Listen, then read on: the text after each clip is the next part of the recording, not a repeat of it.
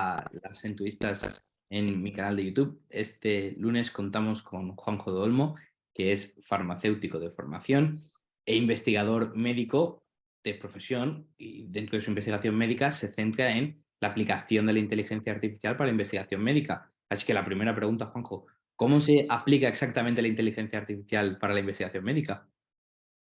Realmente hay un montón de aplicaciones y si me preguntas hace 4 meses, antes del famoso momento ChatGPT, te diría pues sobre todo en imagen, sobre todo lo que llaman en IA Computer Vision, todo lo que es búsqueda de patrones, todo lo que es procesado de señales, etcétera, es lo que se hacía antes de. A partir de GPT-3 y el famoso ChatGPT que tanto reventó el mundo hace un par de meses, lo que más está dando ahora atención es en el lenguaje. De hecho, lo que yo hago a día de hoy en la fundación en la que estoy es lenguaje, es decir, procesamiento de datos médicos en masa, informes médicos, etcétera. Eso antes se consideraba algo pues, muy complicado porque era muy complicado que un ordenador pudiese entender ya no los informes, obviamente está el chiste de la letra médica, pero bueno, la letra digital al final, que es más fácil de entender, pero aún así no eran capaces de tal. Era sobre todo eso, entrenar un algoritmo para buscar patrones en imágenes. Por ejemplo, yo en mi anterior trabajo llegué a hacer, por ejemplo, un algoritmo que era capaz de segmentar las vértebras y el corazón de unos perros y en base a eso pues calcular un coeficiente y si el coeficiente era mayor que X o Y, pues tenían una patología, otra, etcétera. Y eso dependiendo de los datos que tenías, tú puedes pues al final buscar patrones para discriminar ciertas enfermedades, por ejemplo, o ciertas condiciones, sean buenas o malas. Eso a grandes rasgos. Luego realmente, pues Eso la antes de IA, las imágenes, ¿no? eso sí, en plan, eso era antes con las imágenes. Ahora, pues realmente las combinaciones son ya no solo en cuanto a investigación, sino en cuanto a producto. Puedes hacer desde asistentes virtuales que te resuelvan dudas y cuando no sepan, pues te derivan con un médico. Puedes hacer un montón de cosas. Desde el momento ChatGPT, la inteligencia ha caído en picado su precio. Es decir, desde el momento ChatGPT, o sea, si ya nuestro querido Escotodo decía hace meses antes de fallecer que la biblioteca de Alejandría estaba en Internet, desde el momento ChatGPT la tenemos al alcance de una pregunta. Es decir, si tú eres capaz de saber preguntar a la máquina, tienes al alcance de toda la información que quieras. Antes, pues era más complicado encontrarla en Google, porque había un montón de lo que llamamos basura, todo el SEO y todo eso, al final solo ofusca la búsqueda de Internet. Pero a día de hoy, si eres capaz de preguntarle bien a ChatGPT o a sus descendientes que están mejorados o derivados, pues tienes al alcance pues, un montón de información médica. ¿Cuál crees que fue la anterior gran revolución tecnológica al ChatGPT o la anterior comparable a este? ¿En IA o tecnología en No, en general? tecnología en general. Te diría el teléfono, que Internet, sí, el teléfono supongo, sí. No, porque he leído y con cierta sensatez creo que desde la revolución industrial siquiera no hay nada comparable a Sí, esto. en verdad, hablan de, algunos lo llamaban desde la electricidad, la revolución industrial, Internet, el teléfono y ahora los modelos de lenguaje. Ujú. Pero bueno, ahora hablaremos porque realmente ChatGPT no es nada comparado con lo que está, o sea, con lo que ha habido este último mes desde que salió GPT-4, que es el siguiente modelo más potente después de ChatGPT, que era el ChatGPT, que es realmente lo que llevaba detrás antes es GPT 3.5. Pero desde que salió GPT-4 hace un mes, que parece. Yo desde hace un mes mi vida ha cambiado un giro de, no sé, 540 grados. O sea, me cambié de trabajo, cambié totalmente cómo pensaba yo aplicar la IA en mi sector. O sea, cosas que antes consideraba que iban a tardar un montón de años en llegar, ahora parece que están a la vuelta de la esquina. O sea, yo cuando acabé farmacia y decía, bueno, pues ¿cómo aplico yo la IA en las farmacias? Porque yo, claro, yo estuve en la farmacia 6 meses y yo me aburría como una ostra. Y yo veía que allí, en los ordenadores, tío, aquello parecía paralítico. O sea, yo perdía más tiempo peleándome con el ordenador de la farmacia, que era un ordenador de hace 25 años, era más viejo que con realmente atender a los pacientes, ¿sabes? Y yo Ujú. cuando lo dejé y me metí en el máster de día en el Alicante, que te comentaba antes, bueno, antes de empezar la reunión, entonces yo decía, ¿y cómo puedo aplicar esto a las farmacias? Y en qué momento en el que yo entré, o sea, realmente la IA, tú puedes enfocarla como en dos grandes vertientes. Puedes enfocarla IA para reducción de costes, que es todo lo que es IA para optimización, elegir un parámetro y optimizarlo, eso, reducir costes, reducir tiempos, reducir tal. O lo que se llama ya IA para un producto como que te haga wow. En plan, cosas que tú no piensas que se puedan hacer, pero otras como son mucho más de combinar un par de modelos y hacer algo como una aplicación que nunca hayas pensado, pues es como las dos vertientes, ¿no? Tú tienes una en la que tienes un montón de datos y puedes hacer una IA que mucho más rápido que un humano, pues busque los patrones y los optimice, que eso es lo que se llama IA para relación de eso, para optimización, Sí. o IA para cosas realmente disruptivas, que son las que generan ese wow, como por ejemplo cuando hace 4 meses salió ChatGPT y la gente empezó a hablar con una máquina que yo tenía amigos que me decían, pero ¿de verdad no hay detrás un montón de filipinos buscando la respuesta en internet? Eso, en plan, yo decía, coño, ¿sabes? En plan, que la gente no se creía que eso fuese, pues realmente es un macroordenador, no, muchísimos servidores que tienen un modelo con Ujú. millones y millones de parámetros que han sido capaces de modelizar el lenguaje hasta ser capaces de entender todo lo que le preguntamos, ¿no? Entonces, claro, yo cuando estaba en la farmacia decía, pero claro, ¿y yo cómo aplico la IA en una farmacia? ¿No? Porque, hostia, viene un montón de pacientes con múltiples síntomas. ¿Cómo yo meto esto en un modelo que optimice la probabilidad de que tengan? Pues ahora es muy sencillo. O sea, nosotros ahora ya en la fundación tenemos en pruebas en 4 hospitales aquí en Madrid un modelo en urgencias que para enfermeras y médicos llega un paciente de urgencias y el modelo, en base simplemente a describirle al paciente con edad, peso, que varón, caucásico, que presenta estos síntomas, que obviamente eso, quien mejor lo describe es un médico. Ujú. Ese modelo es capaz de saber todas las patologías que existen en todo el lenguaje médico y darle, por ejemplo, un top 5 o un top 10 de las más probables. Y en base a eso, no es que el algoritmo le vaya a dar el diagnóstico, a día de hoy aún falta poco, porque no siempre es exactamente perfecto, pero le reduce las posibilidades o le da ideas que el médico a lo mejor ya, como no tan raras que ni las recordaba, porque pasa mucho, por ejemplo, nosotros en la fundación, en mi fundación, es partner, es parte de un programa de Microsoft de ONGs, por tanto tenemos bastante alcance y tal, pero realmente somos 5 o 6. Y en la fundación realmente nos centramos en enfermedades raras. ¿Por qué es muy útil la IA para enfermedades raras? Porque los médicos realmente, en el día a día, a menos que vean un síntoma súper concreto de esa enfermedad, cuando tú tienes un síntoma muy genérico, pues van a lo común, ¿no? ¿Sabes? Tú si oyes relinchar, piensas en un caballo, no piensas en una cebra, Ujú. por ejemplo, ¿no? Entonces, claro, pero la IA siempre tiene en cuenta eso. Si hay un par de síntomas que son para eso, ella te lo va a decir. Aunque tú de normal no lo hayas visto tú en el día a día, porque es muy raro verlo en consulta, ella lo va a tener en cuenta. Entonces, es muy útil para todo tipo de diagnósticos. Y claro, eso, por ejemplo, cuando yo estaba en la farmacia, cuando ya había empezado el máster y tal, yo eso lo veía, pues, ciencia ficción. Tú, tu formación, porque has ido diciendo cosas, te estudiaste farmacia, ¿no? Luego Ujú. hiciste un máster en inteligencia artificial mientras Sí, trabajabas en la farmacia y luego estás actualmente haciendo un máster en investigación médica, ¿verdad? sí, o sea, yo acabé en la farmacia justo cuando me metí en el máster. O Ujú. sea, yo, para ponerte en situación, yo hice la carrera de farmacia en Santiago, la acabé un año antes, son 5 años, la acabé en 4, y en ese año extra, al acabar en la farmacia, aprendí a programar, me metí en este máster a distancia en Alicante, que es IA aplicada a todos los sectores, o sea, es IA aplicada, le llaman máster ejecutivo en inteligencia artificial, pero básicamente es máster aplicado a pues, todo tipo de empresas. O sea, tienes un montón de casos de uso en diferentes empresas y tú en base a eso pues, puedes ver cómo extrapolarlo a tu sector. A lo Ujú. mejor en el máster pues, no hay ningún ponente que sea de farma, que sí que de hecho hubo un par de ellos, pero tú puedes coger ideas de otros sectores y ver cómo podrías aplicarlo al tuyo. Entonces es un máster súper enriquecedor porque tienes ponentes y alumnos y compañeros de todos los sectores y al final el bucle de retroalimentación es súper poderoso.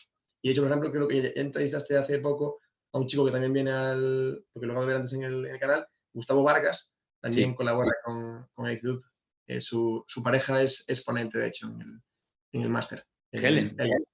Sí, Helen es ponente. De hecho, a él no lo conocía, lo conocí allí. Cuando hablamos de SFL me quedé flipando. Precisamente a Gustavo estuve con él hace poco en el evento de Alicante. Sí, sí, sí. De que Pues su novia aprovechó para decir que hace poco ha presentado un libro sobre inteligencia artificial y derecho. sí, sí, efectivamente, efectivamente. Hace poco presentó un libro sí. Pues precisamente, puedes tener la IA aplicada, y de hecho a ella, desde la salida de ChatGPT, la IA para el sector legal, hace poco, no sé cuántos millones ha invertido OpenAI en un spin-off que se llama Harvey, como Ujú. el de Switch, que básicamente pretenden, o sea, según ellos, el derecho es tan sistemático y los algoritmos son tan fáciles de entender el lenguaje legal que el derecho ya está resuelto, prácticamente. O sea, de aquí a un par de años, el derecho, o sea, vas a necesitar humanos para siempre verificar y tal, pero el derecho en breve va a estar resuelto. Y retomándonos un poco a lo que decías al principio, yo más o menos creo que puedo entender cómo funciona la inteligencia artificial para el reconocimiento de patrones en imágenes, ¿no? Ujú.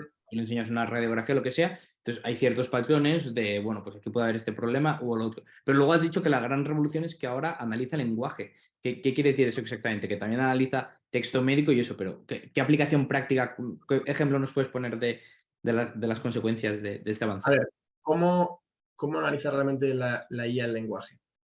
Pues aunque te parezca o sea, aunque lo de los patrones parezca más intuitivo a primera vista, el lenguaje al final también está lleno de patrones. Entonces, ¿qué han hecho para que la IA aprenda el lenguaje? Le han dado prácticamente todo el texto humano que tenemos almacenado. O sea, le han dado prácticamente todo Internet. Ujú, O sea, todo el Internet que conocemos hasta 2021, hasta septiembre del 21, se lo han dado. Se lo han dado al chat GPT, ¿no? En concreto a GPT-4. GPT-4 está entrenado con todo el texto de Internet hasta 2021, hasta septiembre del 21. ujú. Entonces, claro, esos son millones y millones y millones de datos. O sea, creo que son, no sé, un par de trillones de datos. Y lo que hacen es, le pasan todas las palabras como en secuencia y como que le tapan lo que viene a continuación. Es decir, imagínate que la frase es, llevé a mi hermana no sé qué y luego fuimos a, pues tomar un café, pero lo de tomar un café, no se lo enseña. Ujú. Es como que yo le voy midiendo a la red, pues de forma recurrente, todas las palabras, que bueno, no son palabras porque las rompen como en tokens, pero todos los tokens, y luego predigo la siguiente. Y eso lo repites con un modelo gigantesco de billones de parámetros que es Ujú. capaz de parametrizar de forma hipercompleja todo el lenguaje, y eso lo entrenas durante meses, y es un modelo que es capaz de predecir. Es como el teclado predictivo del teléfono, que parece una castaña porque va fatal, pero llevado a la exponencia máxima. Ujú. ¿Y cómo puedes usar eso para predecir? Pues si el modelo ha aprendido que después de todos estos síntomas y la pregunta ¿qué tengo? Viene, pues puedes tener esto, esto y esto y esto, pues si tú buscas con esos síntomas la pregunta ¿qué tengo? Pues es muy probable que vaya a aparecer eso. ¿Qué han hecho además? Eso es solo el modelo, o sea, eso que te dije del modelo GPT-3 es lo que hay por debajo, porque realmente el análisis del lenguaje, los LLMs, como hoy en día tienen dos partes. Tienen el modelo de lenguaje, que es como ese gran modelo el que se dedica a predecir la siguiente palabra, ese es el modelo de lenguaje, y luego por encima les ponen una capa que se llama RLHF, que traducido en español es aprendizaje por refuerzo con feedback humano. Es decir, hacen que el modelo, le pasan al modelo un cacho de texto, le piden que genere como 10 posibilidades, o sea, 10 respuestas, y cogen a expertos de cada campo y le piden que clasifique esas respuestas, es que las Sí. ordene. Entonces, crean un modelo que es capaz de optimizar esa predicción. Entonces, ya no predice en base a lo que había en su corpus de aprendizaje, sino que como que generan un modelo que es capaz de, uno, convertir el mensaje inicial de forma que la red lo entienda mejor para predecir la respuesta. Es como que son capaces como de optimizar, porque tú no siempre eres capaz de preguntarle exactamente lo que quieres que te diga, es como cuando yo hablo contigo, o sea, mis palabras a lo mejor en mi cabeza tienen un significado, pero para ti significan otra cosa. Y de ahí Ujú. surgen muchas veces los malentendidos. Sí, Cuando yo te digo una cosa, un caso muy aplicado a tu campo es cuando el paciente se comunica con el médico. por ejemplo, claro, cuando un paciente se comunica con un médico, el paciente no conoce un montón de terminología médica, presupone un montón de cosas o cosas que ha escuchado, y el médico tiene que, entre comillas, intuir a qué se refiere el paciente. Y por eso hay médicos tan buenos, porque tienen muy buena intuición, saben que el paciente, pues, qué es lo más común, qué es lo que quiere estar diciendo. Pues el modelo al final es capaz de aprender eso, algo así, ¿no? Es capaz de traducir. Y por eso realmente ChatGPT, o sea, el modelo que hay en ChatGPT ya existía hace 3 años, Ujú. pero no fue hasta que le pusieron ese caparazón por encima que traduce tu instrucción al modelo y luego la respuesta te la devuelve también corregida, con esa puntuación de la que hablábamos, Ujú. hasta que hizo el boom, porque esos modelos eran muy complicados como de optimizar para entender su caso de uso. O sea, sí que había modelos de GPT ya hace un par de años que se veían en apps, en chatbots y tal, pero tenías como que darles tú un montón de ejemplos a mano de lo que pretendías que hiciese para evitar esa confusión, ¿sabes? Ujú. Entonces, una vez que se publicó ese doble modelo, ese GPT-3 con el refuerzo por encima, hizo clic y se hizo súper viral porque era capaz de entender a casi todo el mundo. Y entonces cualquiera podía, de repente, comunicarse, hasta la persona más incapaz o la Sí, persona con menos, ¿sabes? Con menos, ¿cómo se llama esto? Con menos capacidad de adaptarse a la respuesta, con menos capacidad de entender cómo guiar a la máquina, era capaz de guiarla. sí. Después por eso hizo el boom hace 4 meses y fue la app que más rápido ha llegado a 100 millones, en 2 meses llegó a 100 millones de usuarios. Es el mayor hito últimamente de apps. ¿Y cuál es la gran revolución del chat GPT-4? El 4, o sea, lo que salió Sí, hace un mes, sí. pues el modelo que hay por debajo y también el caparazón los han entrenado con muchísimos más datos, muchísimo más tiempo y Ujú, aparte también le van a añadir entrada por imagen y el contexto de entrada mucho más grande. Es ujú. decir, como yo te decía antes, el modelo GPT-3 tú le pasabas como una cantidad de palabras y te predecía otra cantidad, pero la arquitectura estaba limitada a que tú solo le podías pasar 4.000 tokens, que son como 2.000 palabras, y te devolvía de las que le habías pasado el resto hasta llegar a 4.000. De los 4.000 tokens, tú le enviabas pues, una cantidad de tokens y el Ujú. modelo era capaz de predecir los que faltaban hasta 4.000. Sí. Pues el GPT-4 que salió hace un mes admite hasta 8.000 y el que tienen ellos in-house en OpenAI, que no han publicado porque aún no saben cuánto impacto va a tener en el mundo, llega hasta 32.000. O sea, si el modelo que está publicado hoy en ChatGPT es gratis, te Sí. admite como 4 o 5 páginas un PDF, el modelo de GPT-4, el de pago, que yo ya lo tengo y es poderosísimo, admite hasta como 10 páginas un PDF, pero el que van a sacar dentro de, no sé si un mes, 3 semanas, fue 2 semanas, el de 32.000, cuando lo pongan para la gente de pago o, de más, o que pague más, en plan, un plus extra, ¿no? Ese admite 32.000 tokens, que son como unas 25.000 palabras, que para que nos entendamos, son un PDF de 50 páginas. Sí. Eso es o sea, ese contexto hace que tú puedas darle muchas más instrucciones al modelo y Ujú. entonces puedes afinar mucho mejor lo que quieres pedirle.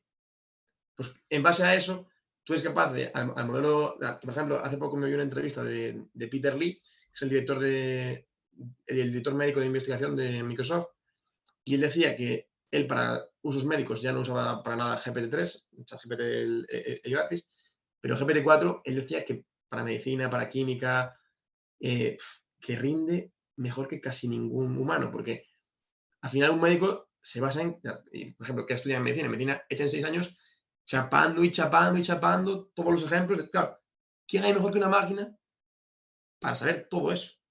Pues ningún humano. Entonces, claro, GPT-4 realmente tiene una memoria emocional que, joder, por ejemplo, antes de entrar yo a trabajar en la fundación, cuando estaba solo como voluntario en el TFM, mi nuevo jefe le pasó el GPT-3 base, el ChatGPT, el GPT 3.5, el GPT-4 y Bing, que es el GPT-4 con búsqueda en Internet, al MIR, al examen médico del MIR. Claro, ¿cuántas preguntas crees que acertó en porcentaje el modelo base, GPT-3? Que no tenía lo de entender la instrucción y todo eso. Me pareció leer ya una noticia. ¿Puede ser que hubiera una noticia al respecto? Que creo que no aprobó Hubo, el MIR. Ah, hubo vale, muchas vale. expectativas. Pero ¿cuánto crees que acertó el primer modelo? O sea, el GPT-3 de hace 3 años. Me atrevería a decir que un 20-30%. Un 45%. Claro, cuando pasamos a ChatGPT, que ya entiende la instrucción, ChatGPT acertaba casi un 70%. Ujú.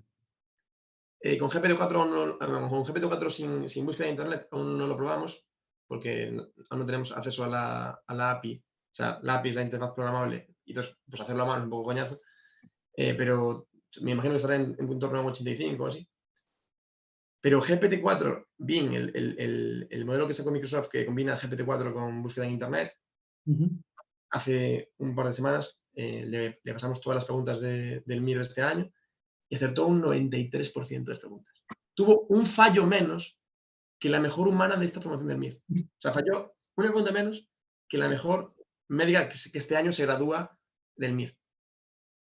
Y ese modelo base, no es el de 32.000, no, es el de 8.000 solo, con búsqueda de internet. ¿Cuánto se acierta el 32.000? Pues igual casi el 95-97%. Casi todos los problemas médicos que conocemos. Obviamente, pues no va a acertar los que no conocemos, entonces por eso falla siempre un porcentaje, ¿no? Pero, ostras, es una locura. Sí, sí. Y con todo lo que me estás contando, una de las cosas que se me viene a la cabeza es, sobre todo en el sector sanitario, ¿quiénes van a ser de los que tienen sus trabajos, por lo menos a corto plazo, más amenazados? Es decir, ¿qué trabajos crees que se van a quedar? Hoy, a día de hoy, los que más se ven amenazados son los que tienen que ver mucho con escribir, Ujú. con procesar mucho texto, no precisamente entenderlo, pero procesar mucho texto, grandes cantidades de texto complejo, pero no una locura de complejidad.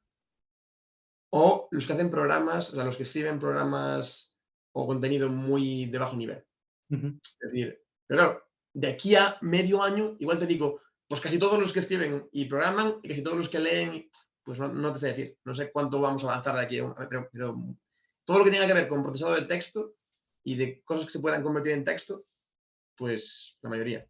Por ejemplo, hoy en día los trabajos más protegidos son los que se realizan en el mundo físico, que parece paradójico desde la revolución industrial, pero hoy en día los trabajos más fáciles de mantener hasta que la IA haga la evolución de la robótica manual son pues fontaneros, electricistas, carpinteros, todos los trabajos finos, que no hay mucha información almacenada en internet de cómo hacerla, que es todo más de que se transmite pues de forma...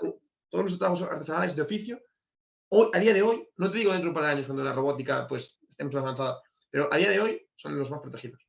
Obviamente, por ejemplo, un cirujano está súper protegido porque es muy complicado también operar, pues porque es muy complicado decirle a un robot exactamente todo lo que tiene que hacer.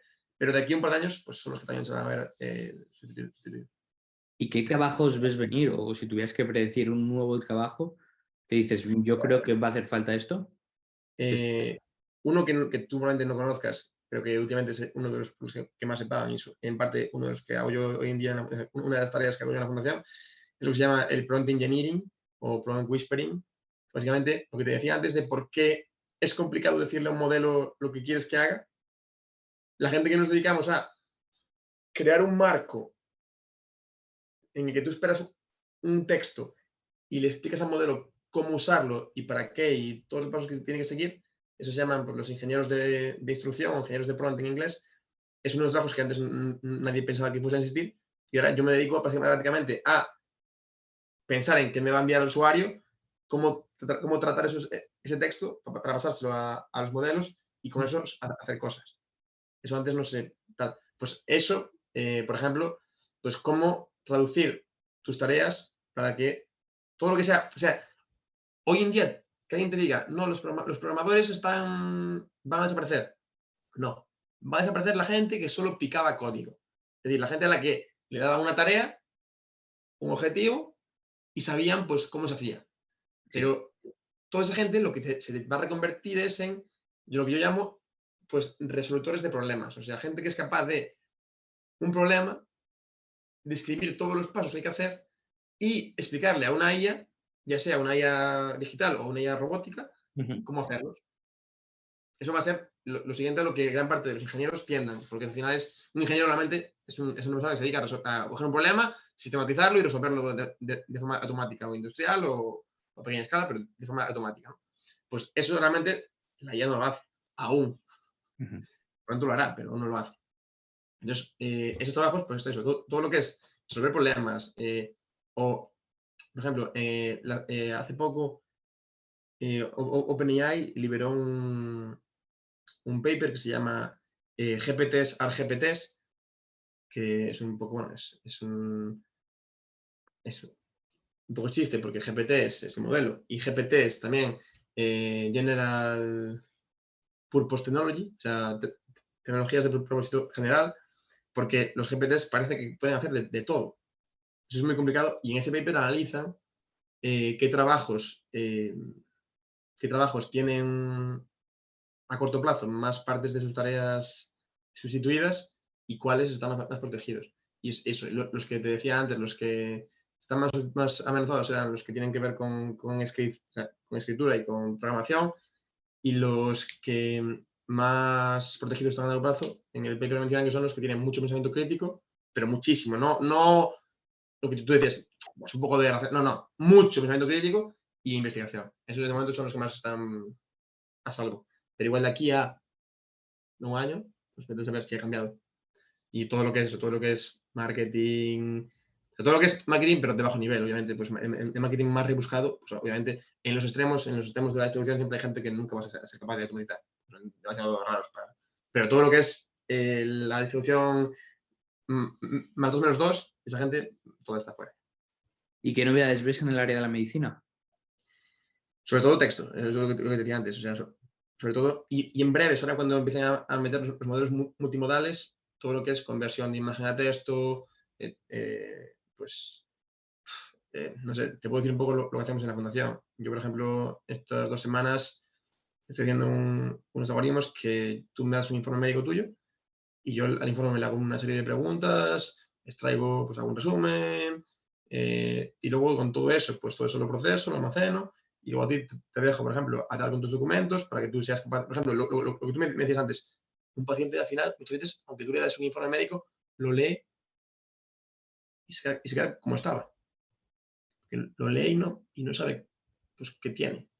Pues yo, por ejemplo, ahora te puedo dar un sitio en que tú subes tus informes, subes todos tus datos.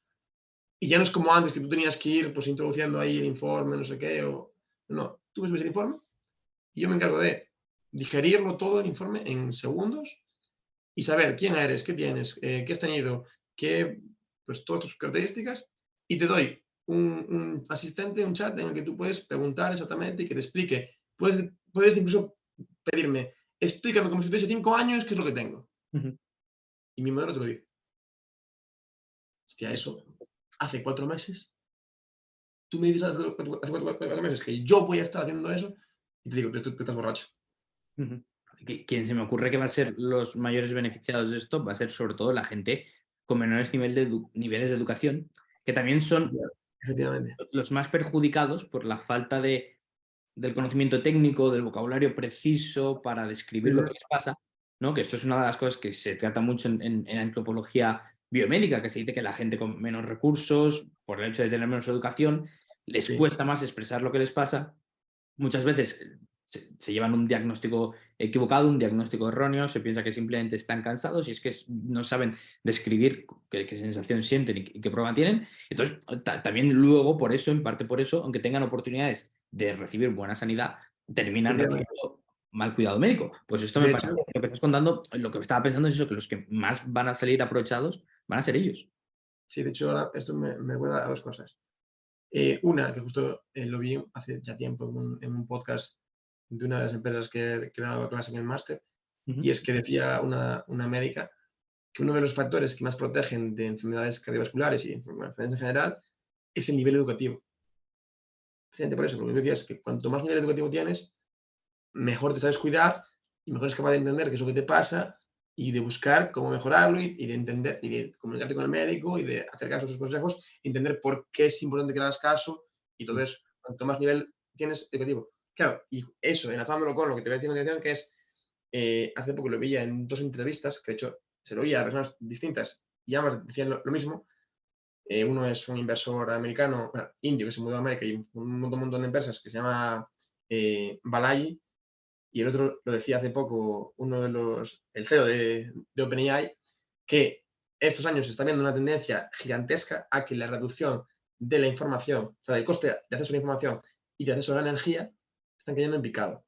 Y que además ambas, esto lo decían ambos en podcast que pues, separados en casi un año de diferencia, y ambos me hicieron clic a la vez, cuando lo oí por segunda vez, ambas tienden a cero. O sea, el coste de la inteligencia y el coste de la energía tienden a cero. Cuando eso pasa, todo lo demás es abundancia. O sea, si tenemos energía gratis y inteligencia gratis, o sea, todas estas guerras que teníamos hace 4 años entre comunistas y capitalistas, de que los recursos y nada, la pobreza va a desaparecer. Ujú. Todo. O sea, no, de aquí a un par de años, a menos que el mundo gire y nos volvamos una distopía en la que unos tengan toda la inteligencia y toda la energía y los de nada, que no creo que pase, porque el fenómeno open source cada vez coge más fuerza y al final el fenómeno open source es de todos. Si no pasa de repente, pues eso, una singularidad en la que todos controlan, por ejemplo, no sé, China consigue controlar, pues no. Si no pasa eso, la energía y la inteligencia van a disminuir hasta cero. Y si eso pasa, pues todos vamos a vivir muchísimo mejor que nuestros padres, nuestros abuelos, nuestros bisabuelos y cualquier ser humano que haya vivido antes que nosotros. Y las amenazas que puede representar la inteligencia artificial, porque hay gente que está preocupada por el avance desmesurado de este y dice, bueno, es que no sabemos hasta dónde puede llegar, no sabemos si nos puede controlar, si nos puede pasar. ¿Qué caso le haces a estas preocupaciones? ¿Las Precisamente compartes? fue muy viral hace poco el tema este de la carta que firmaban Elon Sí, Musk y sí, sí, sí. los expertos, ¿no? De hecho, así de rebote, yo acabé entrevistado a Antena 3 hablando del tema.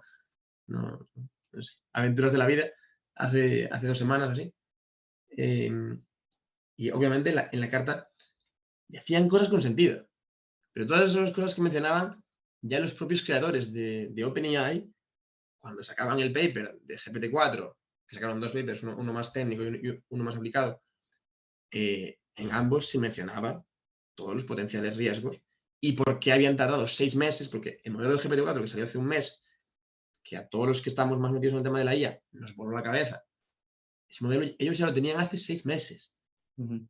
Y en estos 6 meses lo han ido refinando, lo han ido puliendo para que todos esos riesgos que tanto se hicieron virales hace 2 semanas por el tema este de la carta, toda la gente que nos dedicamos a la IA como tal, todos esos riesgos que mencionan en la carta, ya estaban mencionados en el paper de GPT-4 y precisamente ha tardado 6 meses en llegar para evitar que lleguen al público general con todos esos peligros. Pero sí, obviamente, si el coste de la inteligencia y el coste de la energía caen a cero, obviamente mucha gente puede hacer el mal con eso, Sí. obviamente. Pero al igual que con un cuchillo puedes hacer un guiso delicioso o una matanza, con una pistola puedes detener un crimen o liarte a tiros, pues con la IA puedes salvar a miles de personas con tus algoritmos médicos o también puedes estafar a millones de personas con un deepfake o, o puedes girar la política de un país difundiendo fake news en masa que a ti te cuesta cero. No tienes que contratar, o sea, porque a día de hoy hay granjas de trolls en Rusia que se dedican a generar contenido de baja calidad en masa. Pero de aquí a un par de años, según sigue bajando el precio de la generación de texto, vamos a tener granjas de alta calidad a buen precio. De aquí a un par de años, igual tenemos que dejar de fiarnos de todo lo que hay en Internet que no esté verificado por una fuente de confianza. Ujú. Eso es uno de los Entonces, retos. entonces sí que le ves cierto Y si no, sentido, ¿no? obviamente, A las pero, preocupaciones que levantan algunos. pero va a ser una carrera de gato y el ratón, o sea, una carrera armamentística. Al igual que pasa en la ciberseguridad. O sea, a día de hoy, la informática ya es un peligro enorme. O sea, hace poco hackearon el hospital de Barcelona y pidieron un rescate por todos los datos médicos, empezaron a filtrarlos. Hay gente que muere por un ransomware, o sea, que son un virus que infecta, encripta archivos, puede incluso parar un hospital entero y gente que muera en el quirófano por eso. Obviamente eso pasa, pero precisamente la carrera armamentística de los buenos contra los malos va a pasar siempre con todas las tecnologías. Eh, lo que pedían en la carta, que era un parón de 6 meses, Ujú. no sirve para nada. De hecho, la ventaja que tenemos a día de hoy es que Occidente lleva la ventaja en el tema del desarrollo de la IA. Hace poco China presentó su GPT, su equivalente al GPT, y es una castaña. Es una castaña. Y lo peor es que cuando yo entré en el máster hace 2 años, de hecho, yo recuerdo oír este podcast, o sea, yo he escuchado este podcast de mi profesor del máster, justo un par de semanas antes de entrar en el máster, y él hablaba de que había salido GPT-3, que China tenía también un modelo que se llamaba Hudao, que en teoría era muchísimo más grande que GPT-3, ese modelo nunca llegó a salir. Y ahora que salió ChatGPT, el modelo que presentaron las empresas chinas, comparado con GPT-4, es una castaña. Entonces, claro, que Occidente tenga la ventaja sobre China y Rusia en el tema de la IA, pues llámame, no sé, pero a mí me tranquiliza. No sé, y claro, esas empresas, esos expertos que pedían frenar la IA en 6 meses, uno, que es impracticable. O sea, que sí, tú y yo sabemos que cualquier regulación, lo único que haces es esconderlo. O sea, si tú prohíbes las drogas, ¿qué va a pasar? Pues que va a haber drogas igual, pero se van a vender de peor calidad, o se van a vender más caras, o vas a tener que recurrir a pues, gente pues, en secreto para conseguirla. La IA se va a generar igual. Si no se genera en California, se va a generar en la India. Pero India, por ejemplo, dijo que ella se oponía a cualquier regulación de la IA.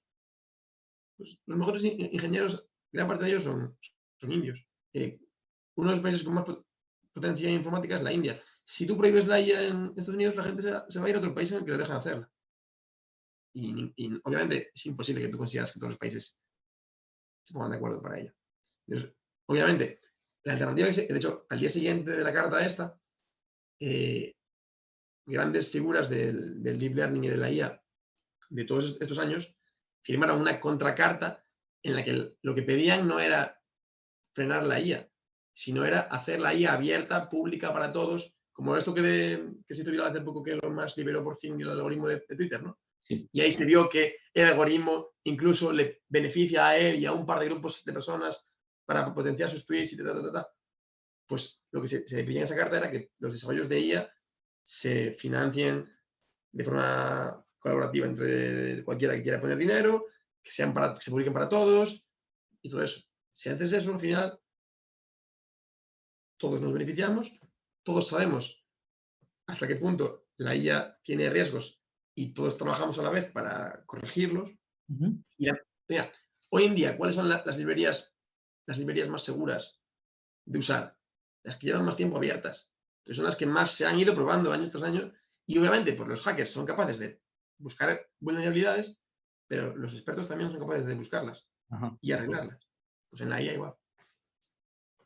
Y una cosa que comentabas antes que me ha parecido muy curiosa era sobre cómo al utilizar la IA el médico puede tener nuevas ideas, ¿no? Puede ver posibles enfermedades, ver distintos casos y recibir nuevas ideas, ¿no? Y pensar algo nuevo. Esto me llama mucho la atención porque me recuerda a una de las críticas que se le hace o contestaciones que se le hace a la posible solución del cálculo económico con inteligencia artificial, ¿no? A lo del cibercomunismo, que mucha gente dice, no, Pero, tú puedes planificar con inteligencia artificial, pero una de las cosas que hay que decir es, igual que el planificador va a tener todo ese dispositivo a su alcance para planificar, yo también lo voy a tener para conocer cosas nuevas, efectivamente, para tener nuevas ideas. efectivamente, el problema del cálculo económico no tiene que ver con que la IA pueda ser creativa, sino con que tú no puedes tener una única IA centralizada Ujú. que haga todos los cálculos. Porque si la IA está open source, cualquiera podría. Por eso el problema, o sea, lo que me da miedo es que China, por ejemplo, tome la delantera y que China implemente un control absoluto sobre el mundo. No creo que pase. Porque antes nos liamos a bombas nucleares. Pero obviamente a mí me daría miedo que China pudiese tener una IA muchísimo más poderosa que el resto del mundo y usarla para dominar al final el tablero geopolítico, ¿no? Pero obviamente el problema del cálculo económico es que si hay múltiples IAs, pues una no es capaz de predecir, de tener en cuenta todo lo que calcula la otra. Entonces al final, pues es como si tú tuvieses a dos, no dos humanos, pero si tú tienes a dos países superpoderosos, obviamente ambos están calculando pues qué es lo más óptimo para ganar en el mercado. Pero ambos están haciéndolo y a veces ganará uno, a veces ganará otro. El que gane más, pues irá mejor, pero igual que eso pasa con dos estados, también va a pasar con dos IAs, o con tres, o con múltiples IAs. Al final, a lo que se tiende es que todos podamos tener múltiples IAs de bolsillo. O sea, la siguiente revolución va a ser cuando podamos tener una IA. A ver, por ejemplo, esto es un Google Pixel de Google. Ujú. El teléfono ya lleva tensores, o sea, chips especiales de IA. Cuando tengamos las IAs en el bolsillo, también pues estaremos mucho más protegidos de cualquier control externo. y posibles ataques sincronizados, que el otro día estaba hablando con alguien y me lo comentaba que este es uno de los peligros que le veía a la IA, que eran posibles ataques sincronizados a bancos o por lo menos a clientes de bancos para asustarles y que pierda la confianza en el banco y decirle, oye, mira, tu Ujú, banco está actualmente haciendo descalce de plazos, está haciendo esto, lo otro, no puede pagar sus deudas, así que más te vale sacar el dinero ahora para estar seguro, para estar tranquilo, para asegurarte que tienes ujú. algo, porque si no, el último que llegue, ¿no? Generar correas bancarias en bancos. Yo Sí, no le doy mucha validez, sobre todo porque creo que los clientes se acabarían acostumbrando a ataques o sí, exactamente. aprendiendo a discernir entre ataques de bots y avisos reales, que no creo que le lleguen Ujú. a avisos reales, pero bueno, igualmente quiero saber tu opinión. Sí, pero eso al final es lo que hablamos antes del ruido. O sea, yo voy a llegar a un punto, según avanza la tecnología, según se reduce el coste de la generación de información, que ya no nos fiemos de todo lo que leamos. O sea, volviendo a mencionar a Escotado, la habilidad más valiosa a día de hoy o en un futuro cercano va a ser saber filtrar el ruido de la señal. Ujú, Y al final, pues filtrar a la IA no a la IA del humano, sino a la IA que te está dando información, de la IA que simplemente hace ruido, pues será otra habilidad que igual la tenemos nosotros o la tiene una IA que tengamos. O sea, hoy en día tu ordenador, mi ordenador ya usa algoritmos de IA para mil movidas. O sea, si tú tienes bien enterrado tu algoritmo de YouTube, te recomienda obras de arte. Si tú lo tienes mal enterrado, solo ves basura. O sea, al final, la IA sirve tanto para crear un montón de contenido basura como para filtrarlo.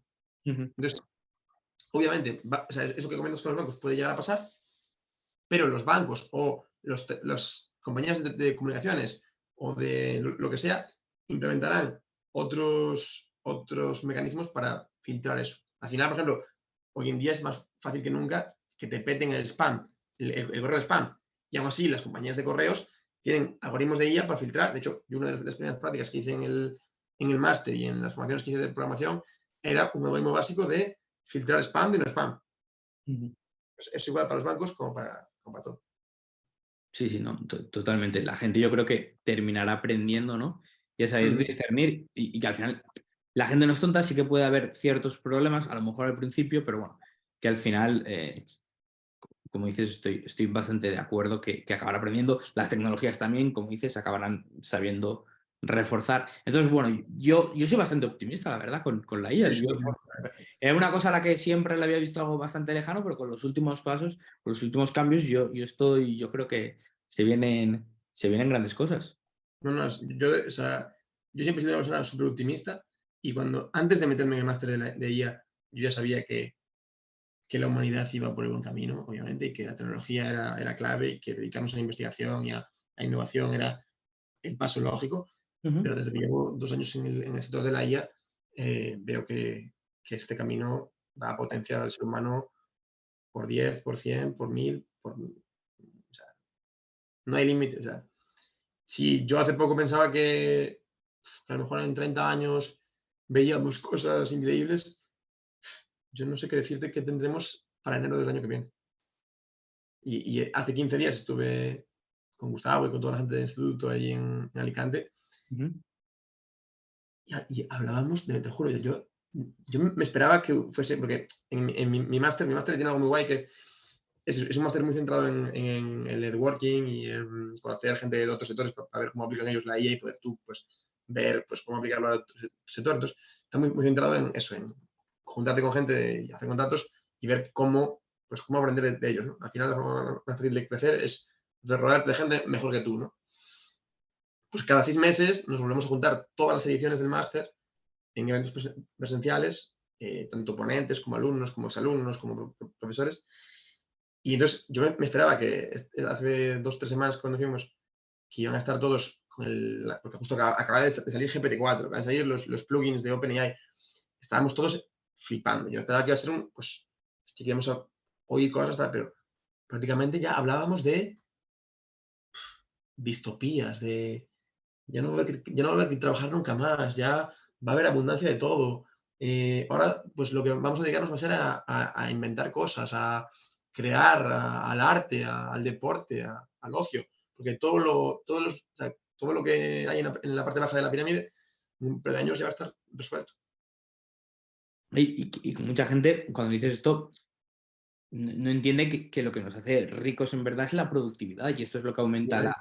la inteligencia artificial, no es el trabajar por trabajar, no es que pensar Ujú, que ya no vayamos a trabajar o que se vayan a reducir muchos trabajos tiene que ser malo, ¿no? efectivamente. No es que aumenta nuestra productividad. Al final, una manera exagerada de verlo, pero que yo creo que se ve muy claro, es decirle a alguien ¿qué historia crees que es mejor? ¿La de Sísifo que estaba constantemente empujando la piedra hacia arriba para que luego cayera? ¿O la de una persona que simplemente tiene que apretar un botón y obtener cualquier producto que quiera a su alcance? Pues al final la gente prefiere lo segundo, ¿no? Eso es lo que nos da riqueza de verdad y eso es Claro, donde... mira, te pongo un ejemplo. Yo hace un par de semanas hablaba con un compañero aquí en Madrid, que no sé si le llegará este podcast, pero trabaja en Deloitte, y en Deloitte tienen prohibido ChatGPT. Lo tienen prohibido, obviamente, por temas de privacidad de datos. Obviamente, pues tú si metes un dato en ChatGPT, pues no sabes qué hace la compañía con ella, aunque te ponga que no se va a filtrar, pues es una compañía americana, por el medio puede haber un ataque de tal, pues realmente pues es un peligro, ¿no? Que filtren por ahí datos de los clientes. Entonces, ellos tienen, la web la tienen baneada en la empresa.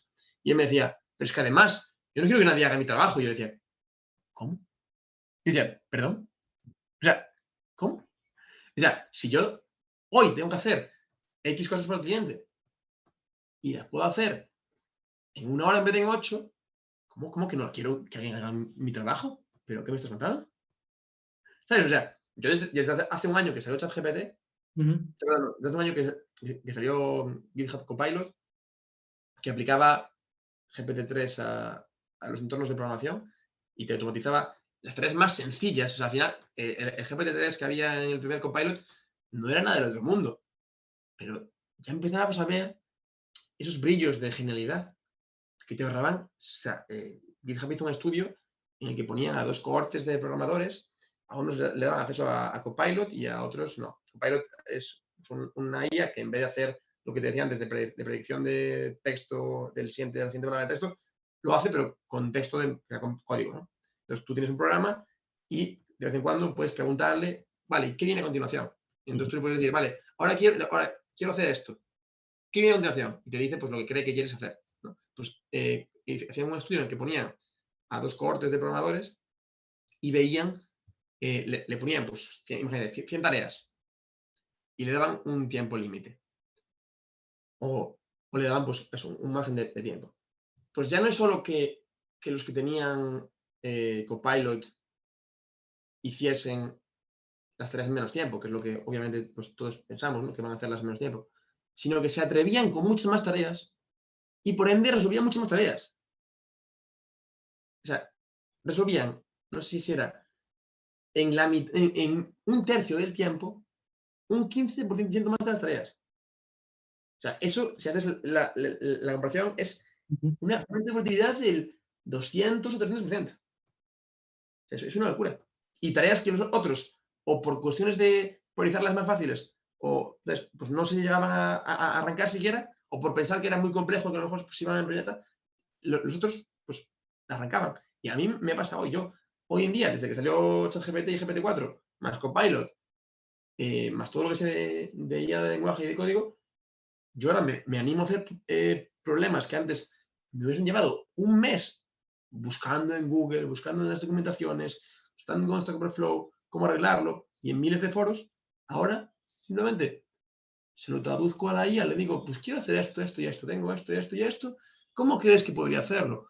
Veo lo que me dice, veo si tiene sentido, lo busco, hago un par de búsquedas, veo si alguien lo ha hecho parecido, y digo, bueno, vamos a ir por ahí. Y problemas que antes me acojonaría de empezar, ahora digo, bueno, si pierdo una hora en intentarlo, a lo mejor hasta ya, y hay veces que cosas que nunca he hecho, me pongo y en un día ya lo resuelto. Y antes de que esto, o sea, hace un año, porque yo lo veo en retrospectiva, antes de ChatGPT o antes de GPT-4, yo no me imaginaba haciendo las cosas que hago hoy. Y yo no he aprendido a hacerlas. Yo he aprendido un marco de cómo resolver un problema y cada vez siento que mis capacidades son mucho mayores. ¿Sabes? Y eso me parece que aplicado a todos los sectores es brutal. Sí, sí, sí, no, totalmente. Y ahí estamos hablando del sector médico, pero que puede haber otros sectores como el que mencionabas del derecho en el que el crecimiento de la El productividad. derecho, en derecho, yo creo que no te voy a decir meses, pero un par de años. Es que gran parte de los abogados existen porque el texto legislativo es muy complicado de entender. Y está hecho así aposta. O sea, el texto legal está hecho así para que el humano medio no lo entienda. Y eso la IA se lo carga. O sea, ya hay un montón de casos de uso de la IA que te busca en un contrato problemas, te busca cómo saltarte un contrato, te busca cómo esquivar una ley o lo que quieras. Y hay ejemplos. Obviamente, aún no hay pues, un agente que te resuelva todo tipo de problemas legales, pero ya hay un montón de millones y millones de pasta invertida en esa dirección y yo creo que va a ser de las primeras cosas que veamos. Y de hecho, Ellen lo dice. Y una de las cosas que ella le recomienda a todos los abogados es aprender programación y IA. Es clave para procesar grandes cantidades de datos, grandes cantidades de clientes, porque al final no va a eliminar a los abogados, pero va a hacer que un abogado pueda atender a la vez muchos más casos. Puede ser muchísimo más productivo. ¿Y qué es algo que le recomiendas tú, no ya a farmacéuticos, sino a estudiantes en general, gente interesada en la IA? ¿Qué consejo le darías en todo esto? Alguien que, sobre todo alguien que quiera empezar y que diga, no sé por dónde empezar, no sé si vale la pena Yeah. todavía. A lo mejor hay gente que piensa, es que a lo Es el mejor... consejo que más me valió a mí y también es el más escuchado, así que tampoco voy a repetir nada que no sea ya obvio. Pero la mejor forma de aprender algo es buscar un problema que a ti te duela, es decir, buscar algo que a ti te esté molestando y buscar cómo solucionarlo.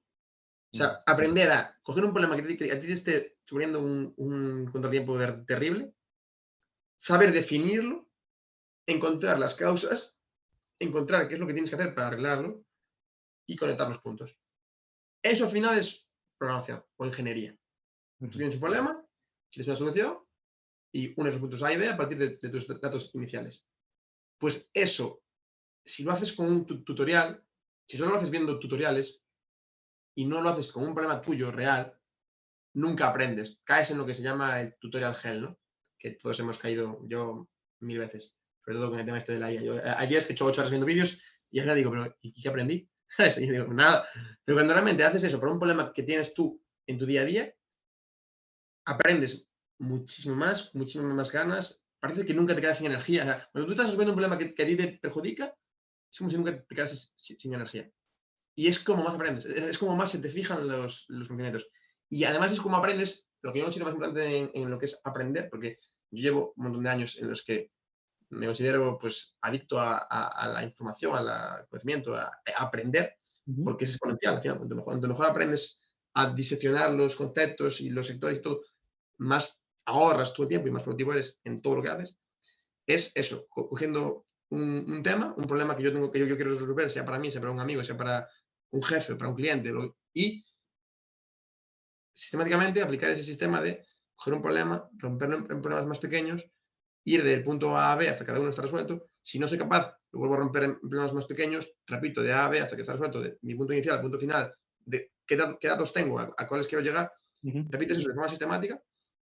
Y si no, cada uno pues lo buscas en internet, lo buscas en ChatGPT, lo buscas en un amigo, otro experto, alguien que conozcas que crees que sabe el tema, y eso lo haces de forma iterativa hasta que tienes ya ese mindset, ese framework de resolución interiorizado. Y con eso puedes aprender lo que tú quieras, resolver lo que tú quieras y no hay límite. ¿Y qué recursos le recomendarías a esta persona novicia para empezar? Sobre todo a alguien En que quiera empezar a tema de programar. programación y de IA, en tema de programación y de IA, yo aprendí a programar, sobre todo con gente muy buena de YouTube o con... Lo que más me sirvió a mí es lo que en tema de IA. En tema general de tecnología, yo te diría Coursera o este tipo de apps así. Pero no te metas a un curso por meterte.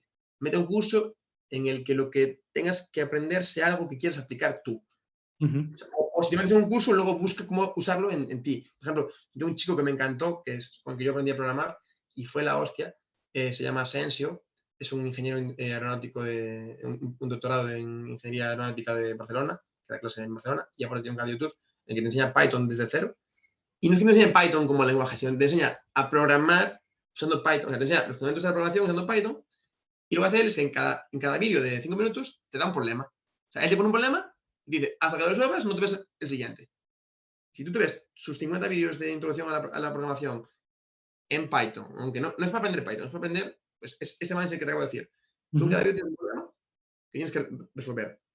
Y son, los vídeos son todos problemas que te define él, pero cada X vídeos te ponen como un mini proyecto en el que te da pues, un par de ideas y te dice, vale, ahora tú piensa en un proyecto que quieras resolver tú o en un juego que tú quieras que a ti te haga gracia hacer y repite lo que hemos hecho hasta ahora de coger el problema, dividirlo en problemas más pequeños y resolverlos todos hasta que tengas el producto final. Pues yo con eso aprendí no solo Python, que es el lenguaje que más se usa hoy en día en casi todo en programación y sobre todo en concreto en el tema de la IA, sino que aprendí cómo funciona la ingeniería y la programación, lo que llaman el computer science. A nivel de software, a nivel de hardware, pues tienes que aprender pues, toda la parte de electrónica y tal, pero a nivel de software, pues se aprende así. Y la verdad que desde que me aprendí eso, pues ahora siento que tengo a mi alcance pues, casi con cualquier cosa. Qué bien. ¿Qué 5 libros recomendarías a los que nos están escuchando sobre este tema, si puede ser, y si no, sobre cualquier tema? Bien, voy a hacerlo fácil y voy a responderte los últimos así que me he leído, que considero que son obras maestras. Uno de mis libros favoritos para esto que te decía de la riqueza y o sea, para ser capaz de tener recursos para no tener miedo a nada, es el libro de Naval, de el almanaque de Naval Ravikant, que es un indio que se mudó a Estados Unidos y pues aprendió a programar, fundó un montón de empresas tecnológicas, ahora es angel investor en un montón de empresas. Y él en un libro te habla el libro se llama el almanaque de Naval Ravikant, en inglés The Almanac of Naval Ravikant, y es una guía para la riqueza y la felicidad. Y la verdad que es un libro cortito. Yo lo prefiero leer en inglés porque al final él lo escribe en inglés, pero también lo tenéis en español. Es maravilloso. Otro libro muy famoso y que a mucha gente le gusta es Antifrágil, de Taleb, que en parte, en el caso de Antifrágil, yo recomiendo ese de la mano del de Antonio Escotado, de Caos y Orden, porque ambos tratan de lo mismo. Yo considero que, aunque nadie había hablado del término de la antifragilidad, el tema del caos y el desorden, pues ya Antonio lo había tratado en Caos y Orden, y básicamente es las cosas que se benefician del caos y cómo el caos y el orden se relacionan y cómo los sistemas y la entropía, pues, en ambos libros, o sea, en Caos y Orden es un poco más técnico, porque Antonio pues es más difícil de leer que Taleb, y Taleb sí que es, Taleb lo ha trabajado mucho más en todos sus libros, pero yo creo que el que culmina es en Antifrágil. Luego, yendo un poco del tema de filosófico y tal, un poco más a la filosofía, hace poco me leí uno de Persuasión de Ramón Nogueras, es un psicólogo, y también me gustó mucho, que se llama ¿Cómo nos venden la burra? O ¿Cómo evitar que nos vendan la burra? Bueno, lo tengo por ahí. No, perdón, o cómo nos bueno, sí, creo que sí. Y va sobre persuasión, es decir, sobre tanto técnicas para persuadir como para evitar ser persuadido y cómo las aplican en todo tipo de campos. Además, está genial porque tiene un montón de referencias a cientos de ensayos y estudios y artículos al respecto, con un montón de ejemplos súper graciosos y súper que se te quedan con mucha facilidad y eso es súper divertido de leer. Luego, algo de fantasía, algo ya menos técnico, cualquier libro de Brandon Sanderson. Sanderson en cuanto a fantasía épica, que llaman magia dura, que es esos libros de fantasía en los que hay un montón de reglas y todo tiene que estar dentro de los marcos que ha definido durante años antes de empezar a escribir el libro. Sanderson, ese tipo de fantasía a mí me vuela la cabeza. Y un quinto libro, es que no quiero repetir otro de Antonio. No sé, no sé cuál es el último libro. Bueno, ya te he dicho 5, así que dejémoslo así. Vale, genial. Si pudieras tener una conversación con cualquier persona del mundo, viva o muerta, ¿con quién sería? Si pudiera tener una...